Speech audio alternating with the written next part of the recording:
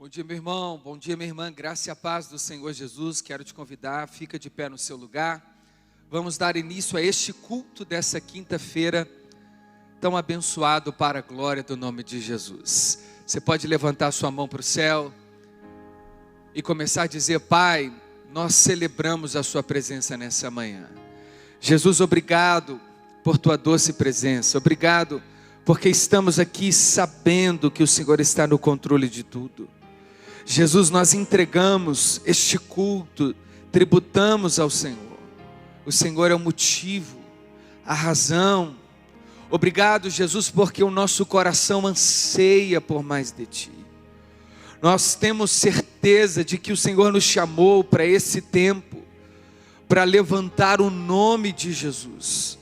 Por isso nós devolvemos a Ti a honra, a glória. Devolvemos ao Senhor o louvor pelos séculos dos séculos.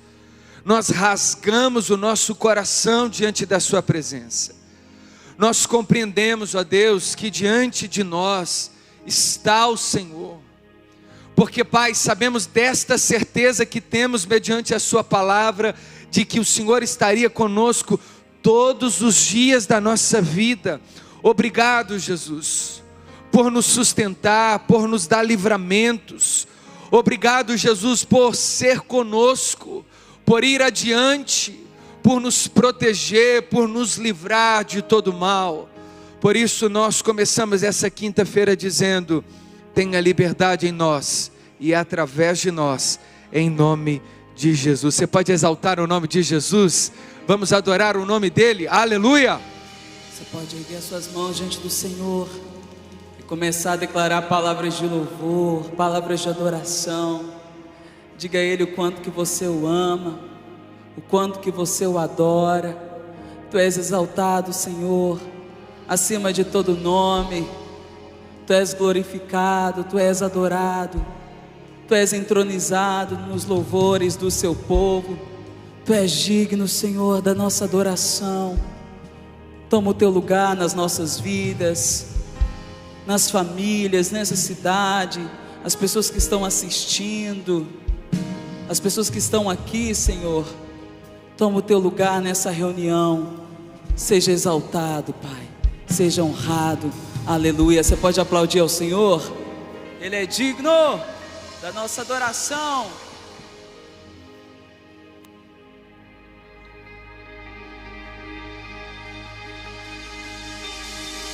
Como entender, foi incrível como Ele se entregou, transformou meu coração, encontrou-me, livrou-me, abriu o mar para eu passar. Oh, Yahvé, Deus é quem luta por mim e a vitória conquistou. Aleluia, aleluia. Ele fez o mar se abrir, pelas águas me guiou. Aleluia, aleluia.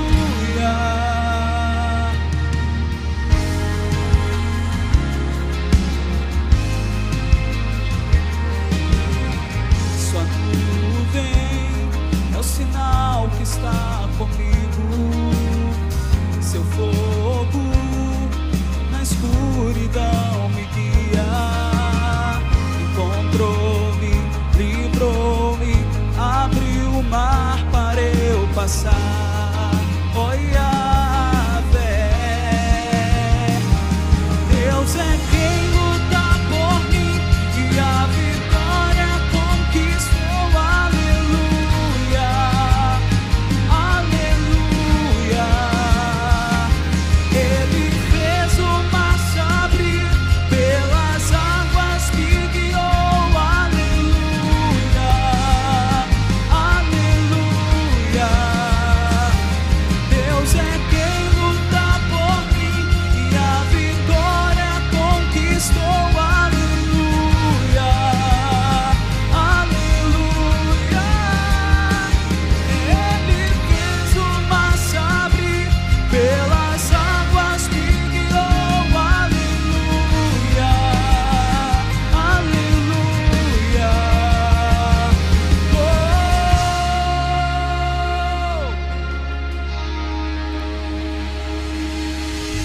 Se alegre no Senhor e na força do seu poder, meu querido, porque a misericórdia do Senhor se renova a cada manhã. Tu és bom, Senhor, o tempo todo.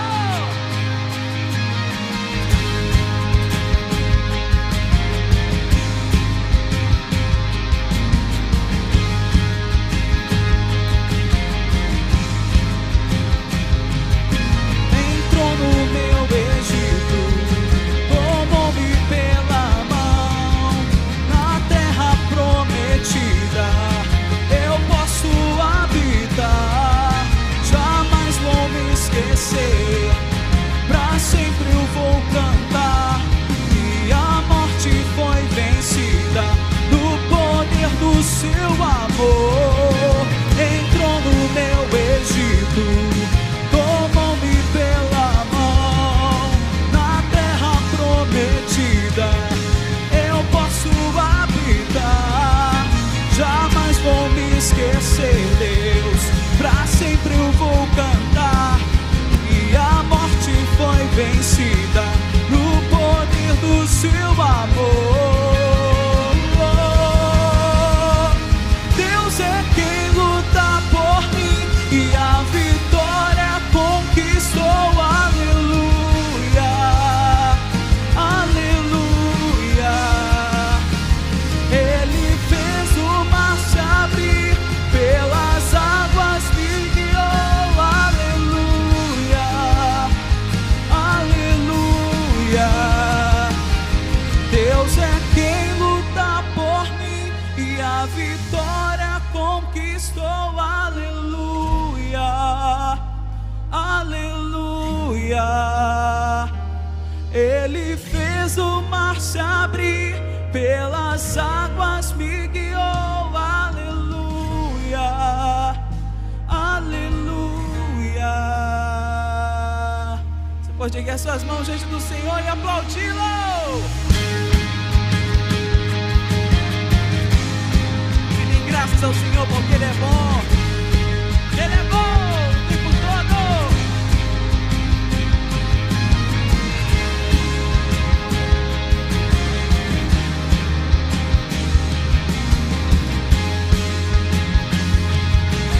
Vamos declarar isso? Entrou no meu Egito, tomou-me pela mão, na terra prometida eu posso habitar, jamais vou me esquecer, pra sempre eu vou cantar, e a morte foi vencida, no poder do seu amor. Celebre o Senhor.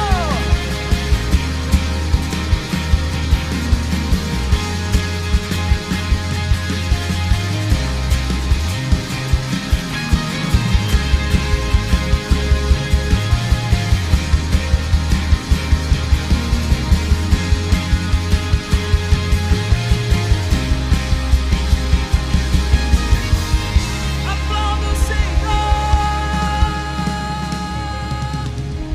Tributai o seu santo nome. Ele é o nosso Deus. Você pode dizer para a pessoa que está do seu lado: Ele é o nosso Deus. Ele é poderoso nas batalhas. Ele é o grande eu sou. Diga para o seu irmão: meu irmão, você confia nele? Ele é o nosso Deus. Você pode aplaudi-lo?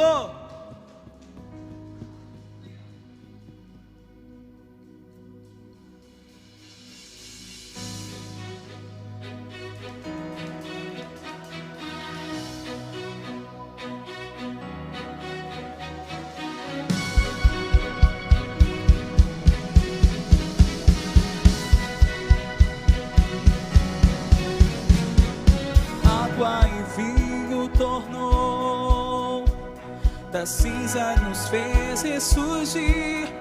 Não há outro igual, igual a Deus. Dentro da noite brilhou, das cinzas nos fez ressurgir. Não há outro igual, igual a Deus. Deus, tu és grande, és invencível, mais elevado que qualquer outro. Tu és a cura, grande em poder, nosso Deus, nosso Deus.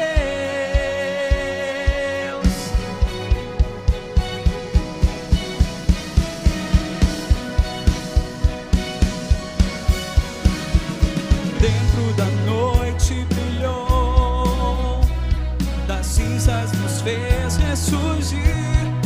Não há outro igual, igual a Deus. Deus, tu és grande, és invencível, mais elevado que qualquer outro. Tu és a cura, grande em poder, nosso Deus, nosso Deus. Deus, tu és grande, és invencível, mais elevado que qualquer outro. Tu és a cura, grande em poder, nosso Deus, nosso Deus.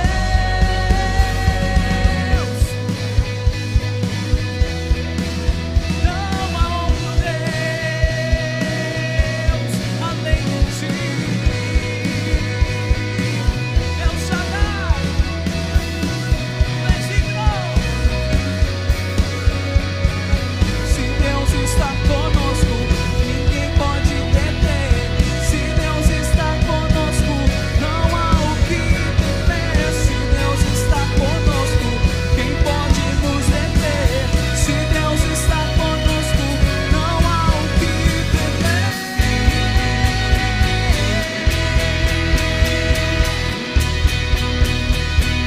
Não há o que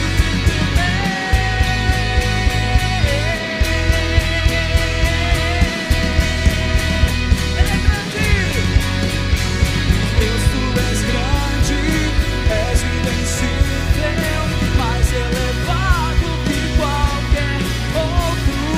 Tu és a cura, grande em poder, nosso Deus, nosso Deus. Deus, tu és grande, és invencível, mais elevado que qualquer outro. Tu és a cura, grande em poder, nosso Deus, nosso Deus. Se Deus está conosco, quem pode nos deter? Se Deus está conosco, não há o que temer. Se Deus está conosco, quem pode nos deter? Se Deus está conosco, não há o que temer.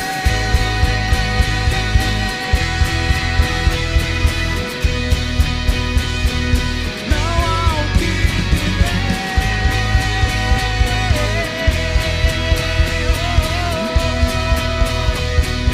Não há o que temer. Ele é grande e poderoso.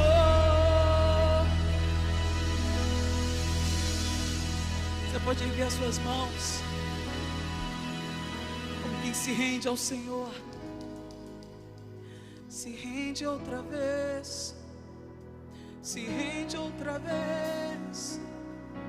Ele é poderoso. Se rende outra vez, se rende outra vez. Ele é poderoso. Ele é poderoso para inverter qualquer situação. Ele é poderoso para fazer um milagre acontecer. Ele é o Deus poderoso.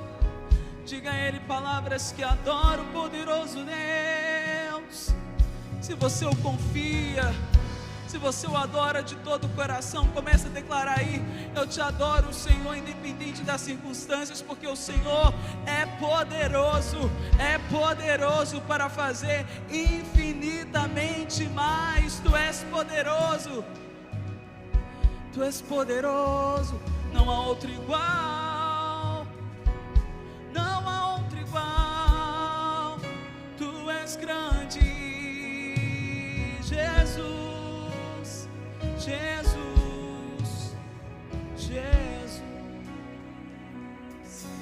queremos é ver a sua glória, Senhor, porque Tu és poderoso, Tu és poderoso. Aleluia, aleluia.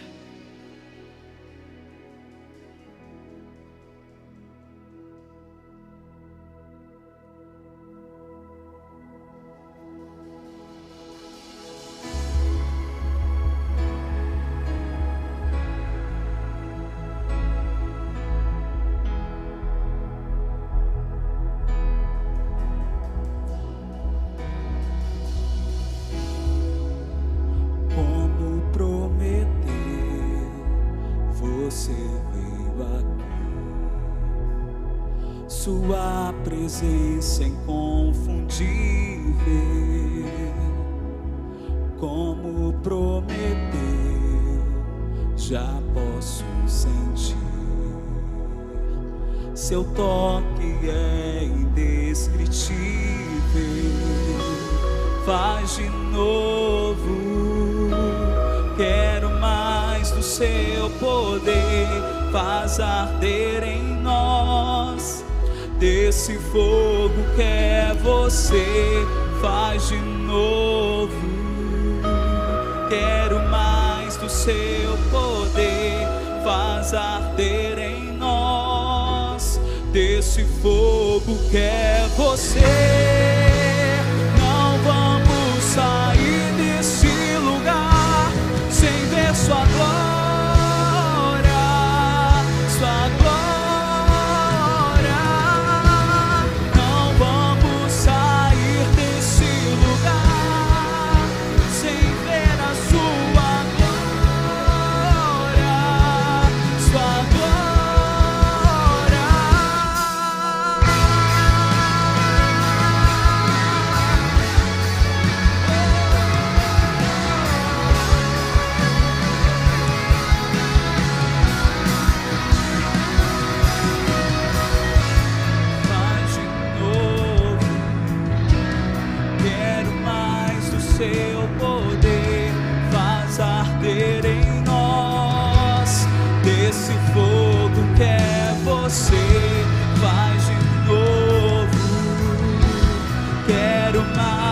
Seu poder faz arder em nós desse fogo que é Você.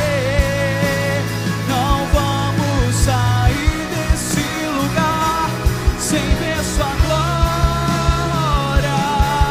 Sua glória. Não vamos sair desse lugar sem ver a Sua glória.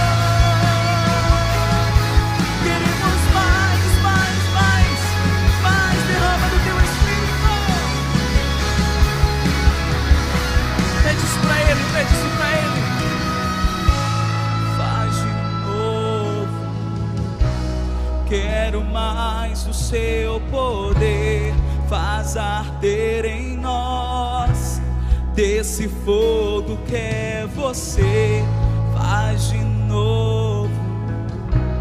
Quero mais do Seu poder, faz arder em nós desse fogo que é Você. Feche os seus olhos.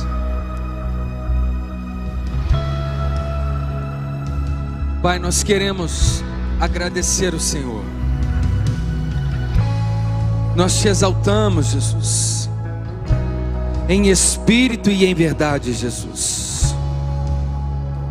Senhor, a sua glória, quem pode suportá-la? A sua presença, a sua Shekinah, Jesus. A tua palavra nos relata, Senhor, que quando Moisés estava diante da sua glória, o monte do Sinai tremeu diante da sua grande presença, Senhor. O Senhor disse a ele: Moisés, tira a sandália dos vossos pés, porque o lugar que você está, Moisés, é santo. Aqueles que estavam no arraial disseram: Moisés, suba em nosso lugar. Nós tememos a presença do Altíssimo. Senhor, nos dê reverência diante da sua presença. Nos dê santo temor diante da sua poderosa presença. Não nos permite ou permita tratar o santo lugar que é a sua presença de qualquer maneira. Senhor, nós reverenciamos o Senhor. Lava as nossas vestes, purifica o nosso coração, limpa as nossas mãos. Nós não nos achegaremos diante do Senhor de qualquer maneira. Ah, Jesus, tu és um Deus santo, que não tolera o pecado. Senhor, arranque de nós toda promiscuidade, converta os maus caminhos, endireita as nossas veredas, aplana os montes outeiros, mas nós não chegaremos diante da sua presença de qualquer maneira. Jesus, tu és um Deus santo, o Senhor é um Deus poderoso. Senhor, perdoa os nossos pecados, sara, Senhor, as nossas chagas, purifica os nossos caminhos, e nós te adoraremos em espírito e em verdade para sempre. Nos achegaremos diante do Senhor com mãos limpas e coração puro, em espírito e em verdade. Assim nós oramos, Senhor, e nos achegamos diante do Senhor, a começar do altar, a começar dos ministros, a começar dos profetas, a começar dos pastores, a começar dos mestres, a começar dos evangelistas, a começar, Senhor, daqueles a quem o Senhor chamou. Começa em nós, começa através de nós. Em nome de Jesus nós oramos, Senhor, para a glória do seu nome. Amém. Você pode aplaudir o nome de Jesus? Você pode exaltar a Ele? Glória a Deus. Maravilha. Pode se assentar no seu lugar, meu irmão e minha irmã. Glória a Deus. Obrigado, minha irmã. Deus abençoe, viu? Que alegria, que privilégio é estarmos diante do Senhor. Irmãos, nós não podemos nos acostumar com a santidade da presença do Senhor. Jamais, jamais, jamais. O dia que nós perdemos a reverência diante da presença do Senhor, é um grande sinal do nosso afastamento da sua presença. Se nós não temermos mais o pecado, se a gente não chorar mais por uma transgressão, isso precisa nos alertar de que nós estamos mortos. E nós precisamos ser despertados. O Deus de Israel continua o mesmo Deus da nossa geração. Amém? Abra comigo, rapidamente, na primeira carta de Paulo aos Coríntios, no capítulo 9.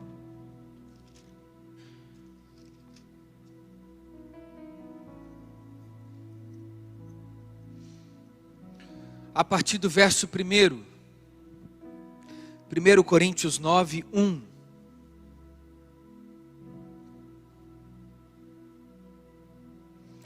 O apóstolo Paulo escreve a sua primeira carta aos irmãos da Caia. Paulo abre o coração diante da realidade que ele enfrentou entre os irmãos corintianos. Ele percebe que a igreja dessa região estava desacelerando a obra de Cristo por causa da oferta. Eles não acreditavam que Paulo era um apóstolo, alguns, da parte de Deus, e de que ele não era nenhum ladrão de oferta. É por isso que Paulo precisa dizer aqui do seu apostolado, ele escreve assim dizendo: será que eu não sou livre? Não sou apóstolo? Não vi Jesus o nosso Senhor? Irmão, para Paulo escrever isso é porque ele estava sendo duvidado acerca do seu apostolado. Talvez uma das piores coisas que um pastor pode experimentar é quando ele é descredibilizado no meio da sua comunidade. É isso que Paulo está enfrentando. Isso tudo porque eles estavam achando que Paulo estava ali, alguns deles, sendo instigados por alguns judaizantes de que Paulo estaria ali unicamente para recolher ofertas e donativos e depois ir embora.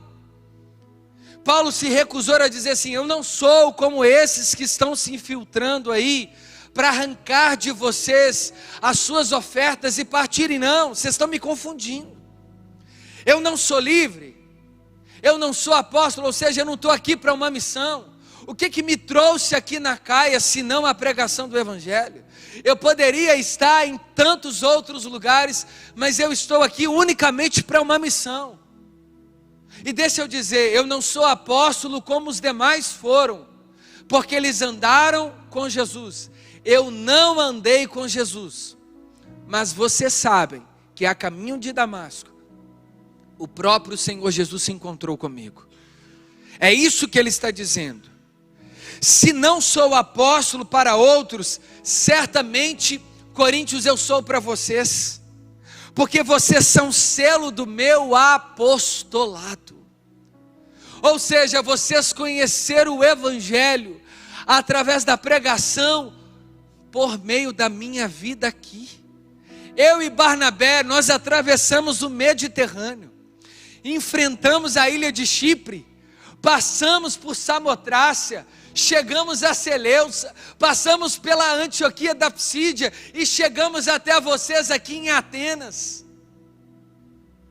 E vocês sabem que a única forma de vocês terem recebido o Evangelho foi pela pregação do Evangelho através de mim e de Barnabé. Senão vocês não teriam conhecido. Vocês, coríntios, são a coroa do nosso apostolado.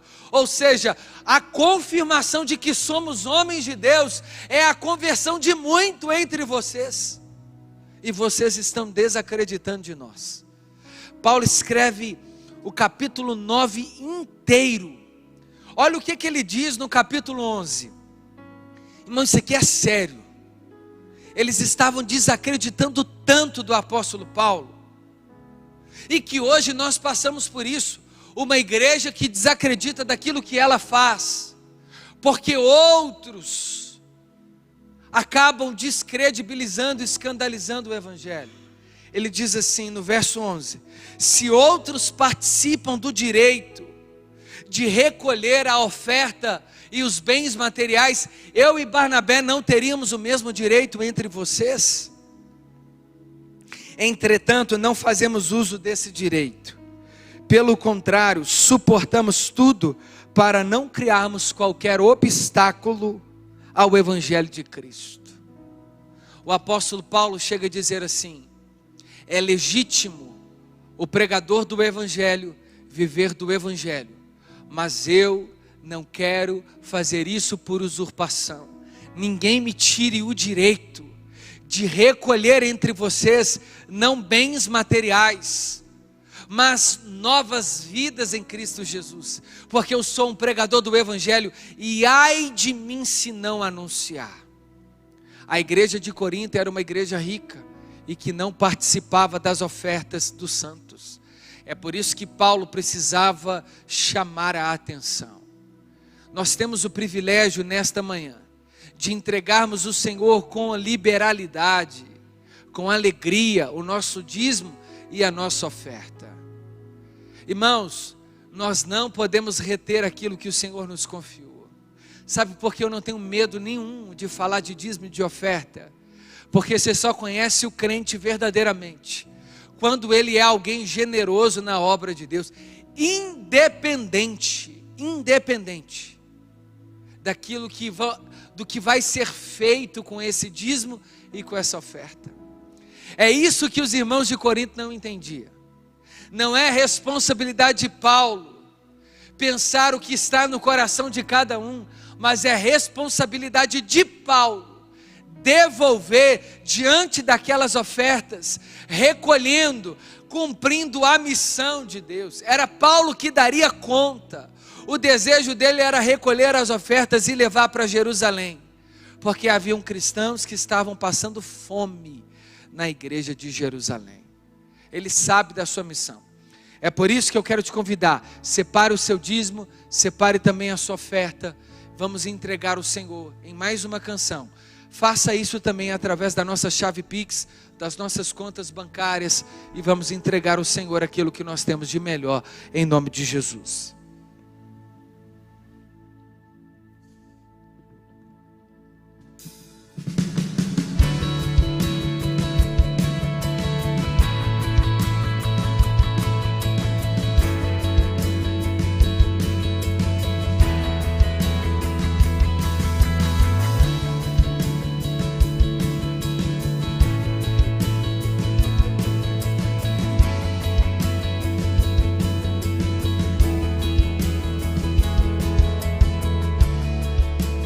Todos necessitam de um amor perfeito,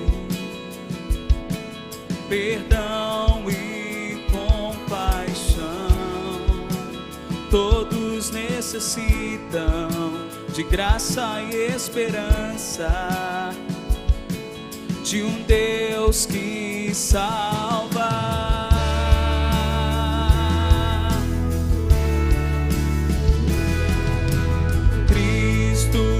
Move as montanhas e tem poder para salvar, tem poder para salvar, para sempre, autor da salvação. Jesus a morte venceu, sobre a morte venceu.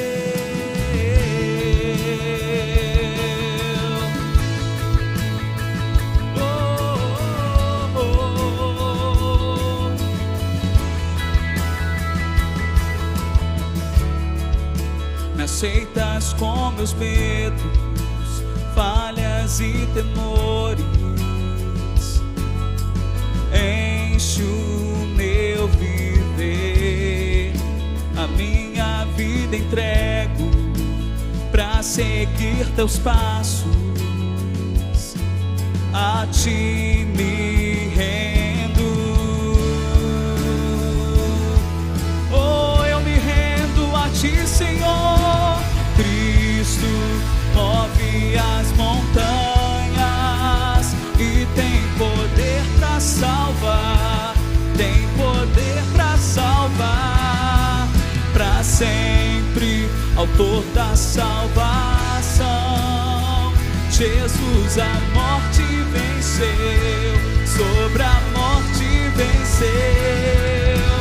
Cristo move as montanhas e tem poder para salvar, tem poder para salvar, para sempre, autor da salvação. Jesus a morte venceu, sobre a morte venceu.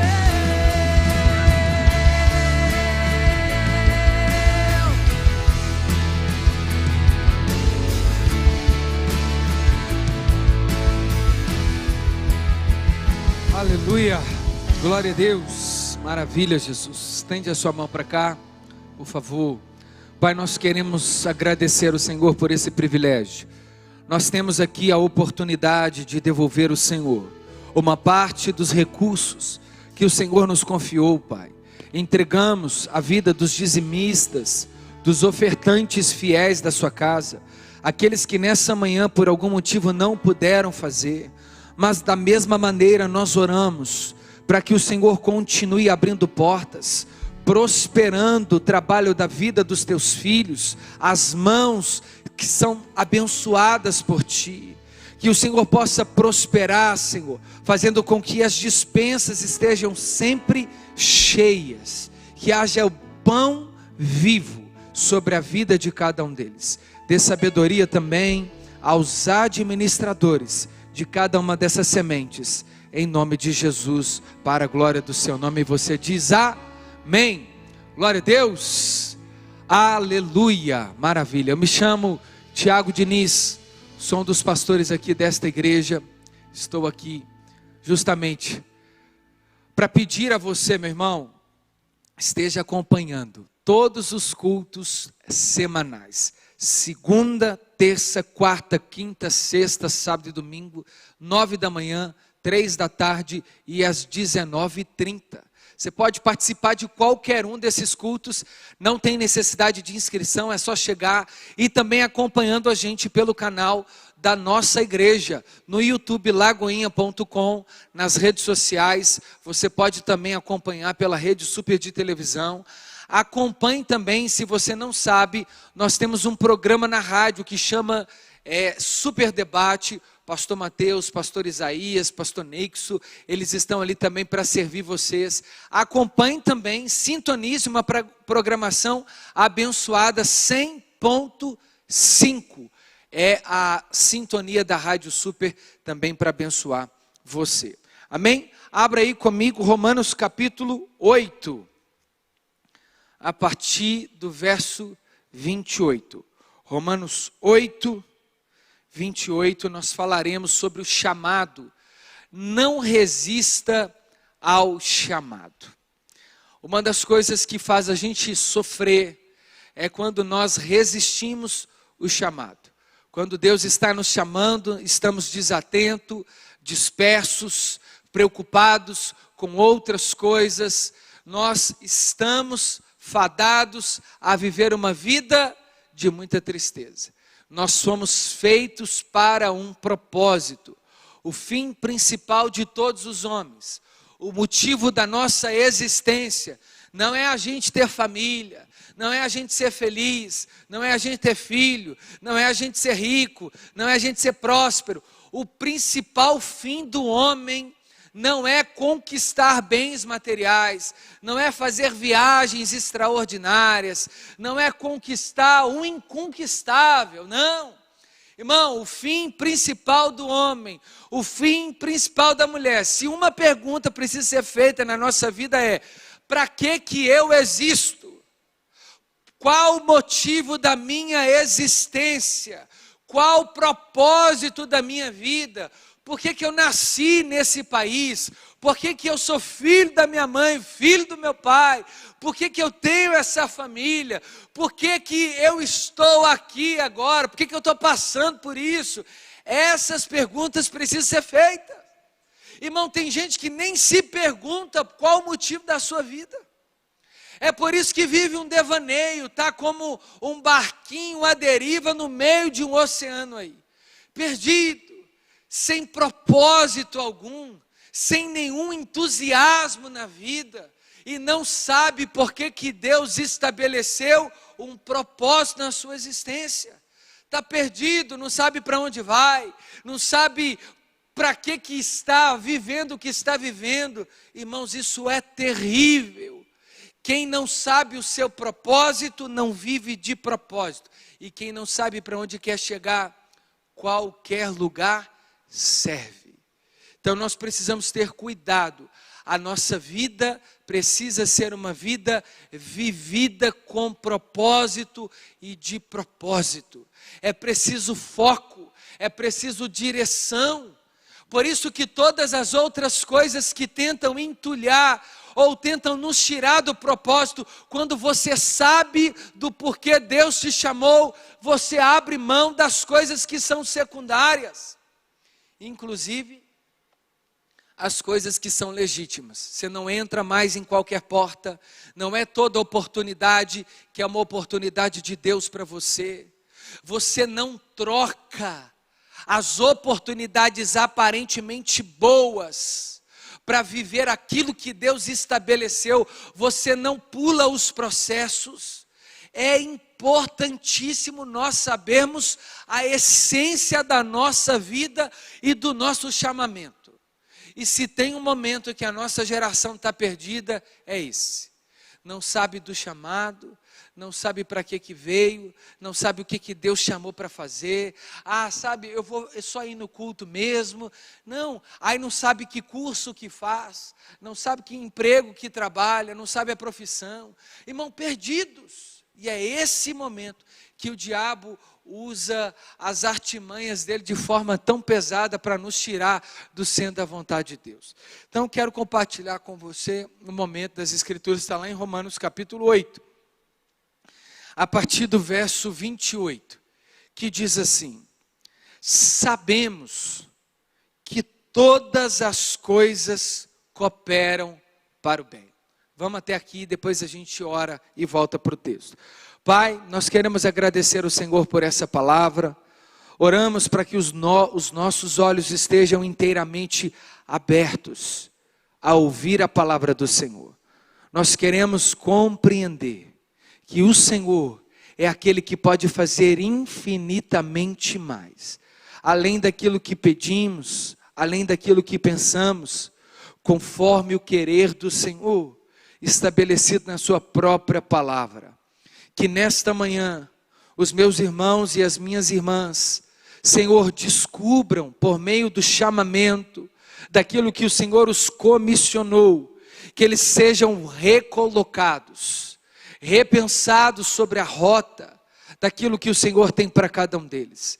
Que não esteja ninguém perdido, que não esteja ninguém à deriva, Senhor, mas que o propósito do Senhor seja alinhado em cada coração. E que encontremos no Senhor a certeza daquilo que fomos chamados para ser, para viver, para a glória do seu nome. Irmãos, quando nós descobrimos o nosso chamado, a caminhada pode ser mais desafiadora, mas ela é muito mais leve, porque a gente entende o para quê e o porquê nós vivemos. O apóstolo Paulo escreve o capítulo 8, é como se fosse a metade dessa carta. E ele diz assim: sabemos. Por que Paulo começa dizendo, sabemos que todas as coisas cooperam? Isso nos mostra a certeza que Paulo tinha da soberania de Deus. E ter a compreensão da soberania é ter uma compreensão da revelação completa do ser de Deus, de que nada sai do seu controle, nenhuma circunstância, nenhuma tribulação, nenhuma adversidade, nenhum momento indelicado, nenhum momento indesejado. Paulo sabe sobre a certeza do Deus que ele serve. E isso só pode ser percebido e falado por alguém que sabe o seu chamado. Quando nós sabemos o propósito do chamado, anteriormente nós sabemos o propósito daquele que nos chamou. Não é possível cumprir o chamado sem conhecer a Deus. Como que você vai cumprir uma incumbência, o chamamento, se você não sabe nem aquele que te chamou? Antes de estar no ministério, você precisa conhecer aquele que te chamou para o ministério. A única coisa que vai te manter dentro do chamado é saber o tamanho da soberania de Deus. E qual é o tamanho da soberania de Deus? Infinita. Deus é um Deus soberano, apesar dos apesares. Antes mesmo de qualquer tribulação, Ele é soberano. Ele é o motivo de todas as coisas existirem. Ele é antes de toda a criação. Ele é Senhor de tudo e todos. É Ele que dá vida aos seres viventes. Então, para que a gente entenda o nosso chamado, é aquele que nos comissionou a vivermos para a glória do seu nome, o apóstolo Paulo precisa reforçar: sabemos que todas as coisas, elas cooperam para o bem. Isso é uma certeza de alguém que foi chamado por Cristo. Porque no chamado nós viveremos coisas indesejadas. Nós passaremos por muitas tribulações. Nós viveremos momentos de intensas lágrimas, mas a gente sabe que o choro pode durar uma noite, mas a alegria vem pelo amanhecer. Irmão, compreender a soberania de Deus, antes de ingressarmos no chamado, é aliviador,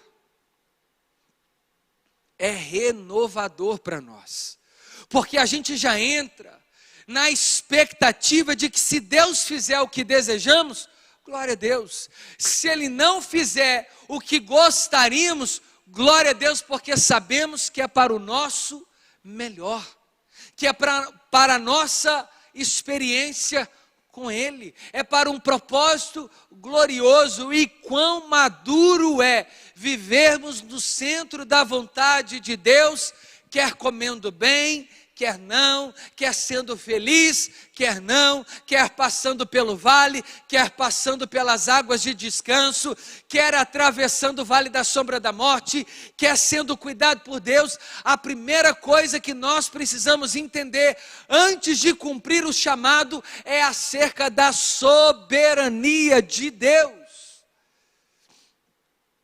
Porque quando compreendemos a soberania de Deus, irmãos, o chamado se torna leve, porque a gente sabe que Deus está no controle, a gente sabe que Deus nos sustenta e de que todas as coisas podem cooperar para o bem, e todas as coisas incluem até as coisas mais dolorosas da nossa vida, porque senão a gente se atreve, essa é a palavra correta, a viver o chamado numa expectativa de que vai dar tudo certo. Mas pode até dar certo, mas da forma de Deus. Imagina se Paulo considerasse o dar certo da sua própria ótica.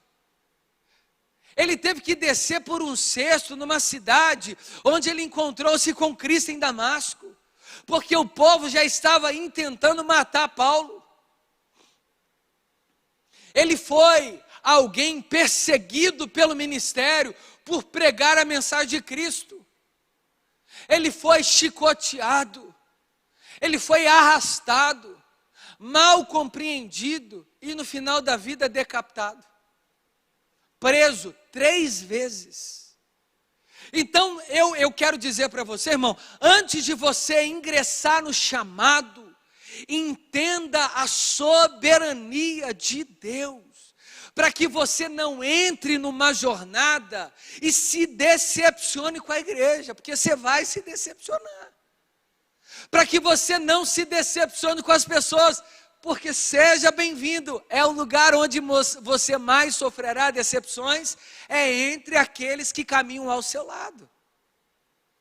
O ministério é como no casamento, irmão, o lugar das maiores decepções e o lugar de onde há o maior brilho, porque quanto mais decepcionados, mais forte o amor se torna. O casamento é isso, irmão, é decepção todo dia, e é amor todo dia, porque você já decidiu amar a pessoa, não por aquilo que ela faz para você de melhor, mas você passa a amar até mesmo os seus piores defeitos. O amor se torna acima dos defeitos. Esse é o propósito do chamado, é amar a igreja, apesar dos defeitos dela, é caminhar a 2ª milha com seu irmão. Só é possível cumprir o chamado quando nós entendemos essa soberania, que o seu irmão, quando falha, ele está te dando a oportunidade para você exercer misericórdia sobre a vida dele. Quando você tropeça, você está tendo o privilégio de crescer na dependência de Cristo e perceber a sua insuficiência. Então, entender o propósito do que Paulo está dizendo, de que todas as coisas estão cooperando para o bem, é de que inclusive as coisas ruins estão dentro desse mesmo cesto. Isso é libertador dentro do propósito do ministério. Porque você começa a tirar das pessoas a expectativa que somente a palavra pode preencher. As feridas, elas não te paralisam mais, porque você está entendendo a soberania de Deus. As traições, as perseguições, os levantes, irmão, sem demagogia nenhuma. Quando você começar a tratar o inimigo como amigo, você amadureceu. Estou falando sério. Quando você começa a celebrar com as pessoas que não celebram com você, você subiu mais um degrau na maturidade. E sem demagogia e sem falsidade. É um privilégio compreender e ser chamados por Deus, irmãos.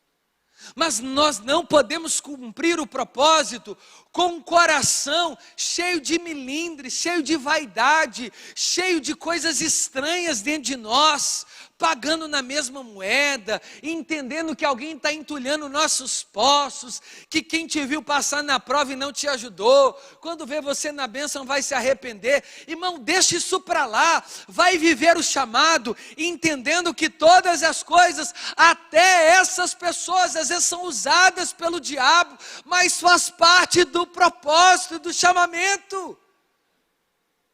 É você que cresce, é você que amadurece, é você que desenvolve a fé, mesmo quando as ondas estão contrárias. Ah, irmão, quão maravilhoso é entender a soberania de Deus. É aquilo que José disse para os seus irmãos, depois de ter sido colocado dentro de uma cisterna, ter sido esquecido, os seus irmãos trataram José como morto diante do seu pai. Aí na hora que José tem um privilégio de pagar na mesma moeda, ele falou assim: filhos, o mal que vocês fizeram contra mim, o Senhor transformou em bênção. Irmão, olha que maturidade. Quem tem chamado entende isso. Quem tem chamado entende a soberania de Deus. Ele não fica lá preocupado, ai, será que fulano vai me atrapalhar? Ele não tem espírito de competitividade, ele torce com a vitória do outro. Irmão, não é fácil. É muito mais fácil chorar do que se alegrar, isso é verdade. Porque às vezes a gente pensa assim, Jesus, mas você está dentro do chamado, e o chamado não diz respeito à nossa alegria, mas o cumprimento pelo qual nós fomos chamados. E o apóstolo Paulo disse assim: sabemos que todas as coisas cooperam para o bem daqueles que amam a Deus. Isso aqui é uma condição para que todas as coisas cooperem para o bem. É necessário amar a Deus. E como que nós amamos a Deus? Guardando os teus mandamentos. Sabereis que sois filhos quando amardes uns aos outros. Irmãos, esse é o maior sinal de que somos chamados, quando nós perdoamos com facilidade. Se uma pessoa tem dificuldade de perdoar e de pedir perdão, mas tem dom, canta bem, prega bem, eu fico com dúvida quanto ao chamado. Porque pregar, cantar, até o diabo pode usar as pessoas para fazer isso.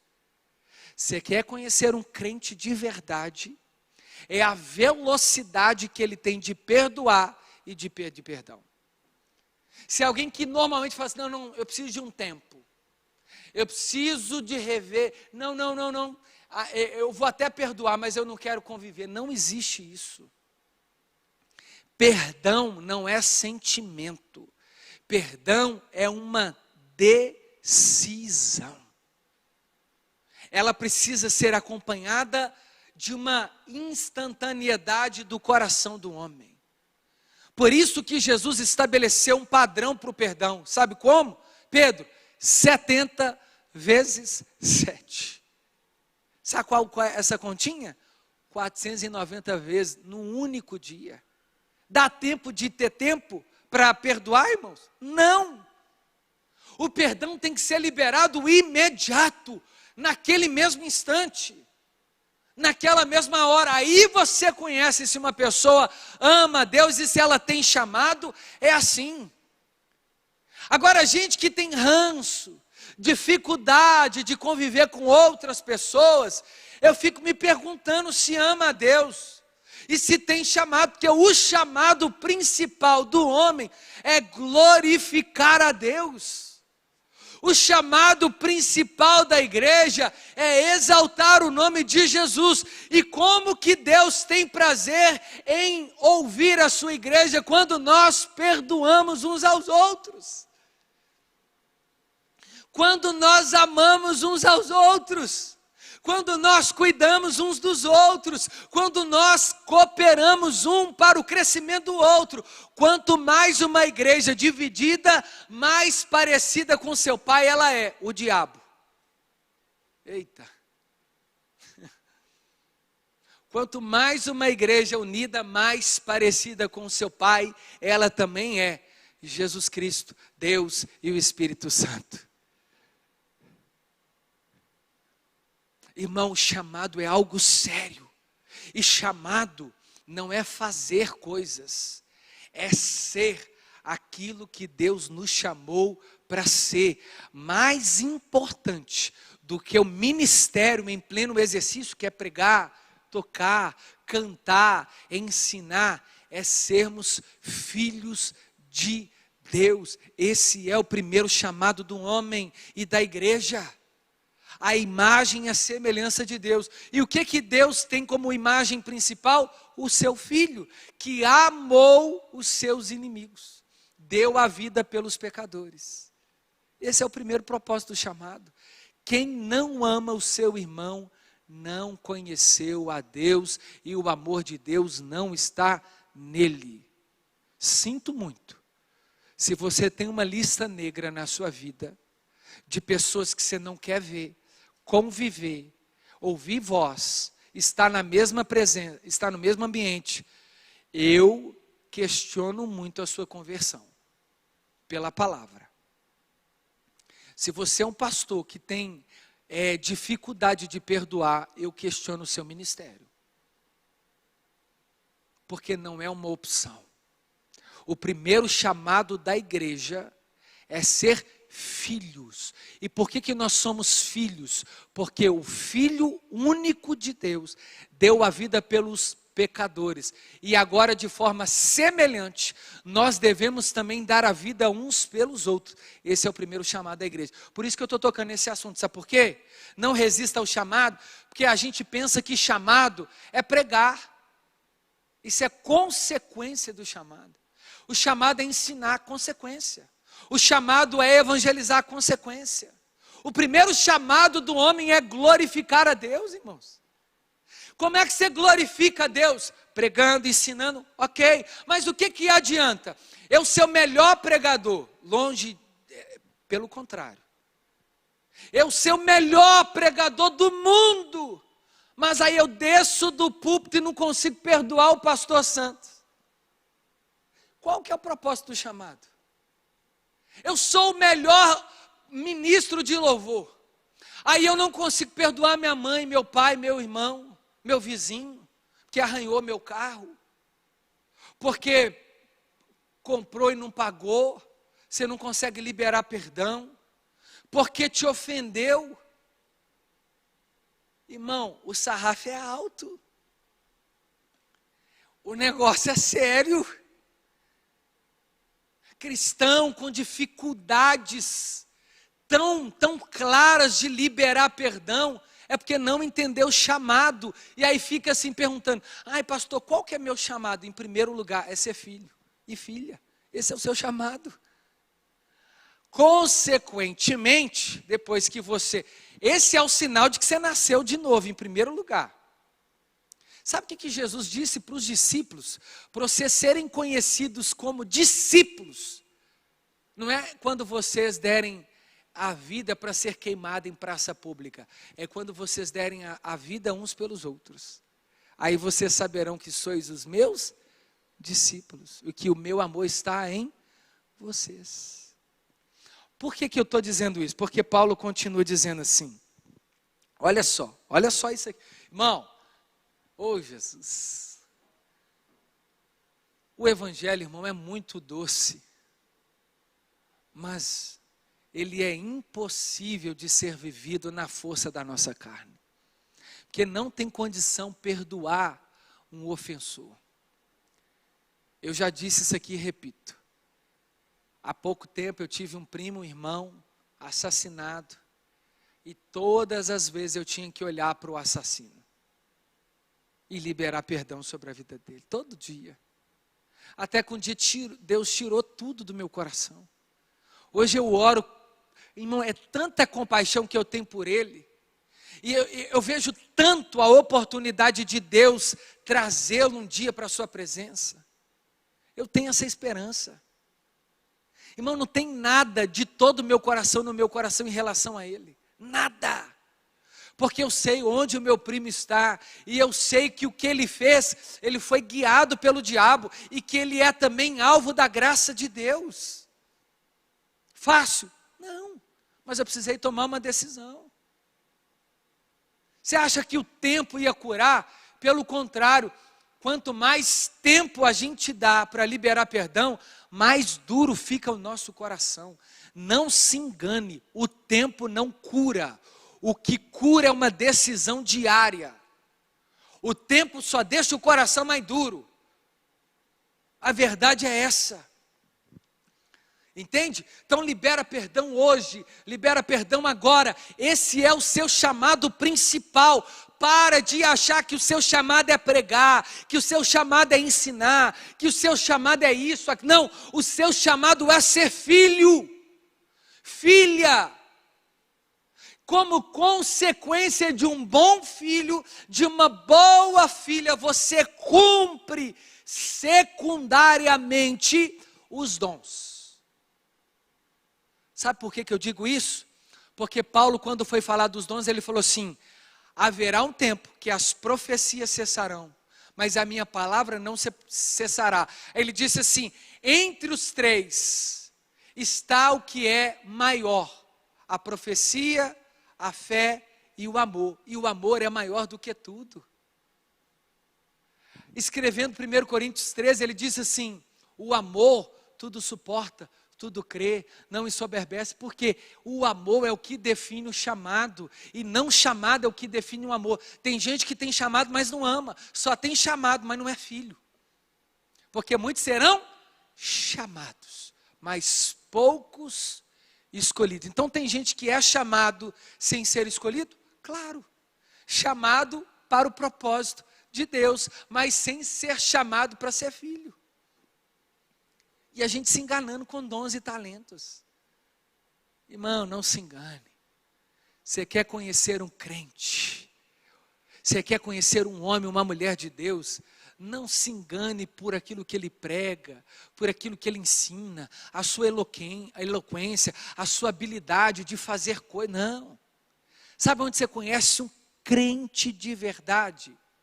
No futebol, no trânsito, na festa de família, no quinto dia útil, sabe, dentro de casa com a esposa.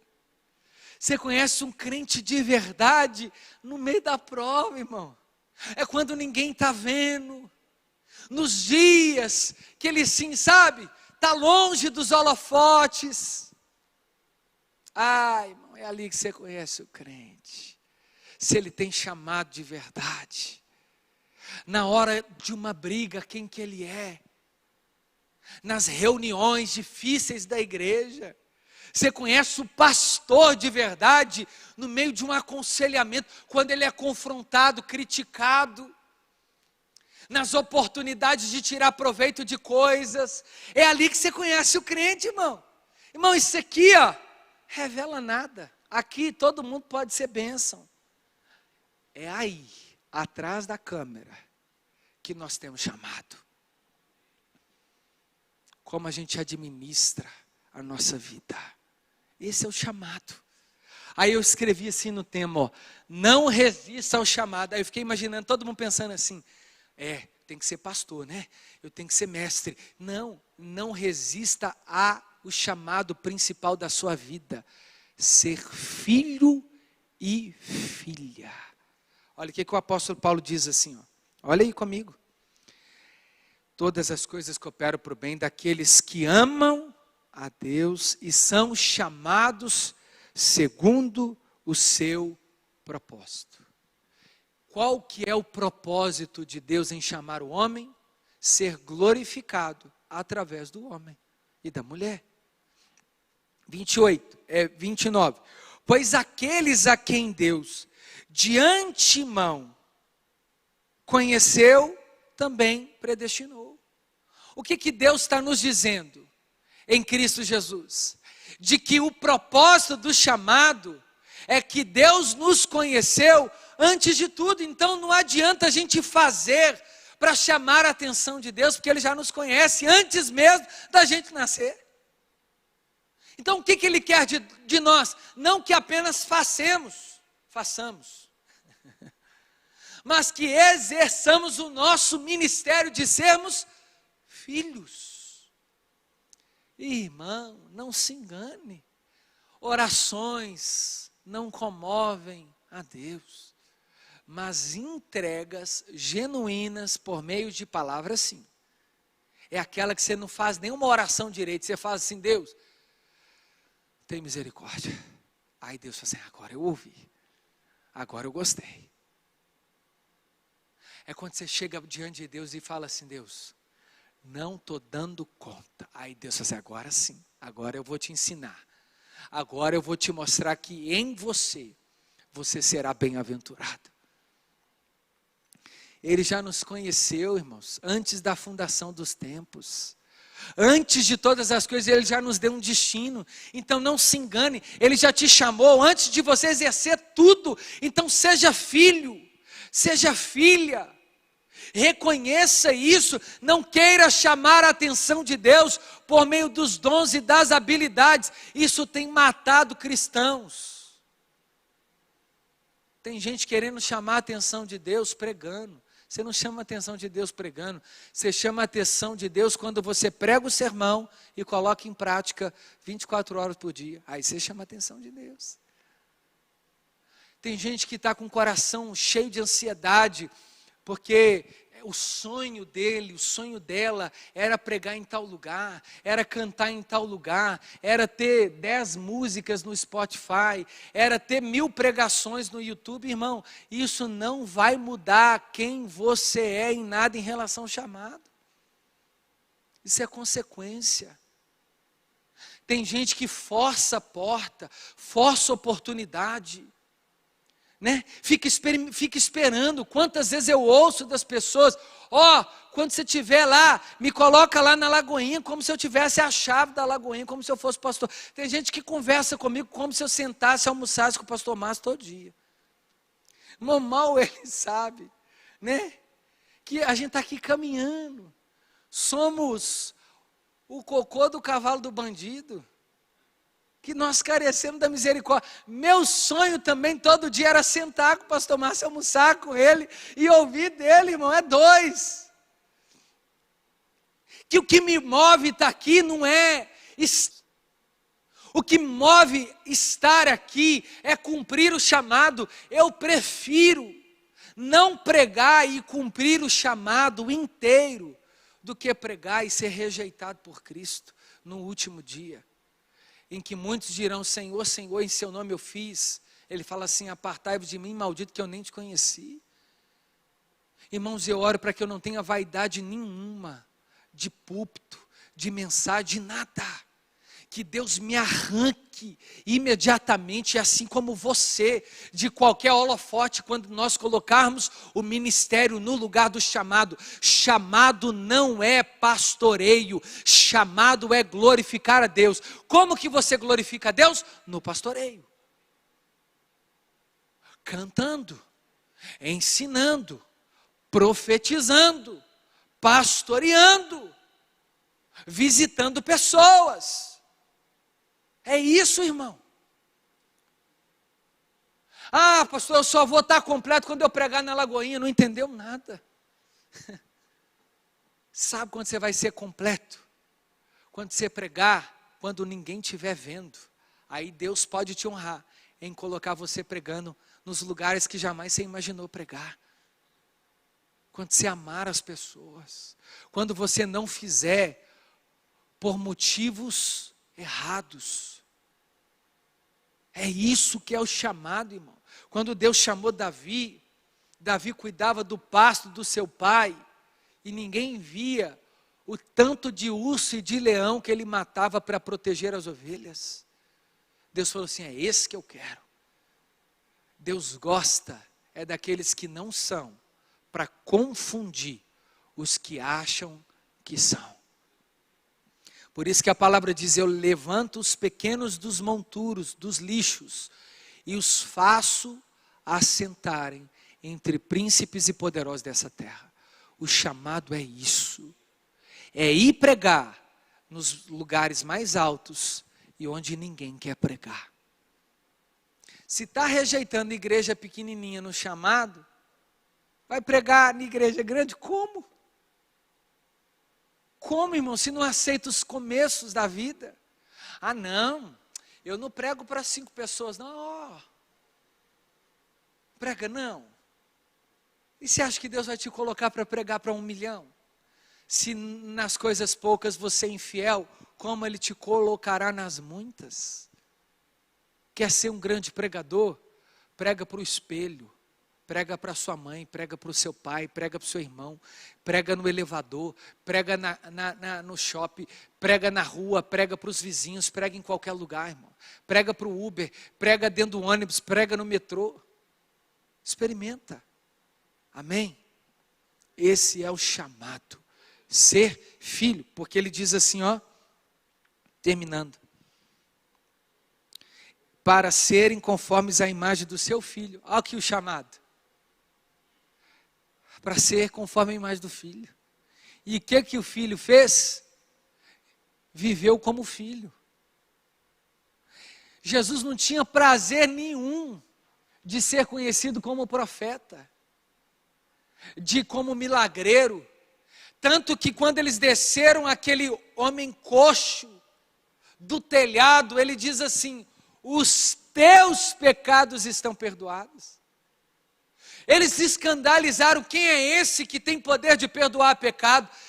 O texto diz, e Jesus, conhecendo que há razoável em seus corações, disse, para que todos saibam que o Filho do Homem tem poder para perdoar pecados, o que é mais fácil dizer a esse homem? Os teus pecados estão perdoados, ou levante e ande? Para que vocês saibam, levanta e anda. E ele se levantou. Porque o propósito era para que eles saibam que eles eram filhos e não milagreiros. É para isso que ele nos predestinou, irmão, para sermos filhos. Por isso que tem igrejas sendo levadas por falsos mestres e profetas, porque eles operam grandes sinais e maravilhas.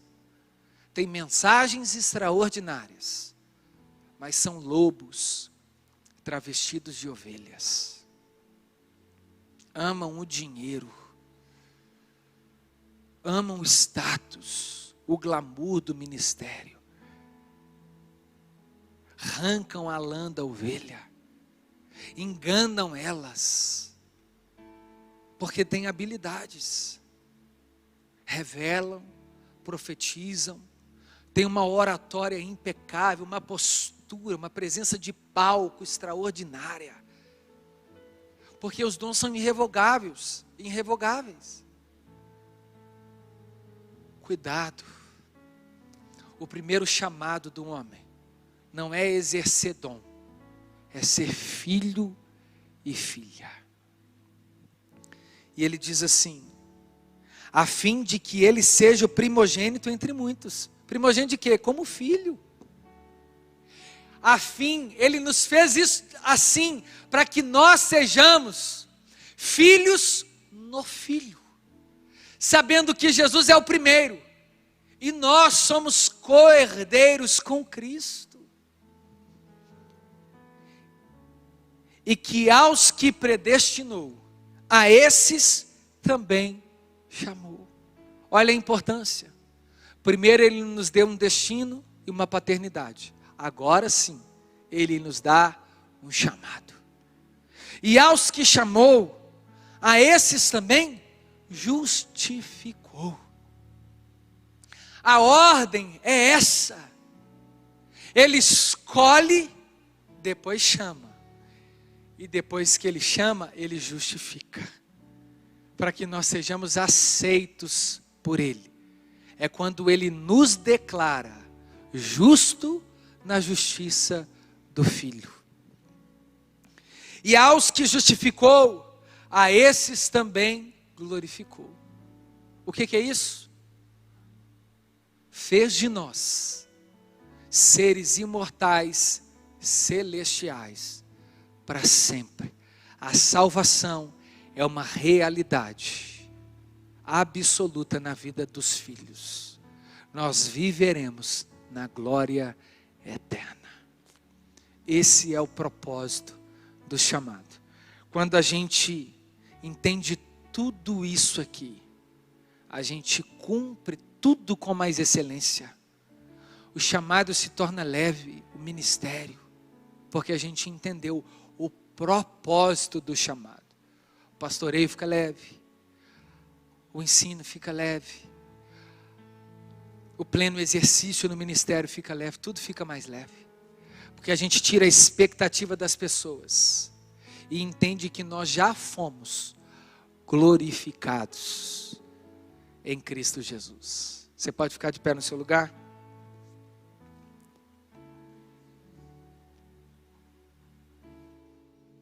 Que privilégio, irmão, irmã, que privilégio.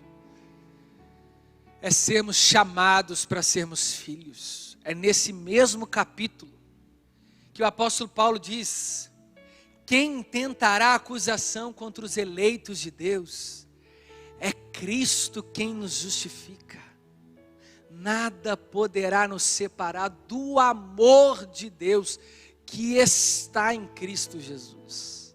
A tribulação, o perigo, a nudez, a fome, a espada. Somos levados como ovelhas mudas ao matadouro todos os dias. Mas em todas essas coisas, nós somos mais do que vencedores em Cristo Jesus. Ele continua dizendo: porque eu estou bem certo de que nada pode nos separar, nem altura, nem profundidade, nem anjos, nem demônios, nem passados, nem presente, nem porvir. Nada pode me separar do amor de Deus que está em Cristo Jesus. Amém? Feche os seus olhos. Repita comigo essa oração dizendo assim: Senhor Jesus, nesta manhã eu me entrego a minha vida ao Senhor. Eu te reconheço como o meu único e suficiente Salvador da minha vida. Diga eu que um dia andei nos teus caminhos, mas por algum motivo me desviei. Arrependido eu volto, na certeza de que o Senhor me recebe de braços abertos. Eu faço essa oração, me entregando e me reconciliando ao Senhor Jesus nessa noite. Existe alguém nessa manhã que tomou essa decisão de entregar a sua vida para Jesus, ou se reconciliando com Ele aqui? Eu gostaria que você levantasse uma das suas mãos. Nós queremos orar por você. Amém. Tiago, eu tomei essa decisão, só que eu estou tão longe. Então você vai ligar para a gente em um desses telefones que está aparecendo aí para você. Essa é a decisão mais importante da sua vida. Entregue o seu caminho ao Senhor, e o mais Ele fará. Levanta a mão para o céu, feche os olhos. Que o amor de Deus Pai, a graça maravilhosa do Senhor Jesus e a doce consolação do Espírito Santo seja espalhado com cada um de nós em toda a terra, não somente hoje, mas para todos sempre. Amém. Vá em paz, meu irmão, que Deus te abençoe em Cristo Jesus. Amém? Lembrando, às 15 e às 19h30, hoje, o culto também ao Senhor Jesus. Deus te abençoe.